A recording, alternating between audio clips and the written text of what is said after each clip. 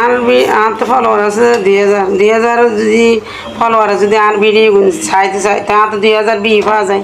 তো আর ফলোয়ার আর ভিডিও ন স্যার ওনারা যদি এরা আরে এই আর ভালোবাসা দিই তখন আমি অনলাইনে সফলতা অর্জন করি তাই তো একজন ভালোবাসা দিয়ে যাম করব অনলাইনের মধ্যে আয়ের যদি আর ভিডিওর মধ্যে যদি সেই করি তারা একজন সাপোর্ট করে তো অনলাইনে সফলতা পাওয়া যায়।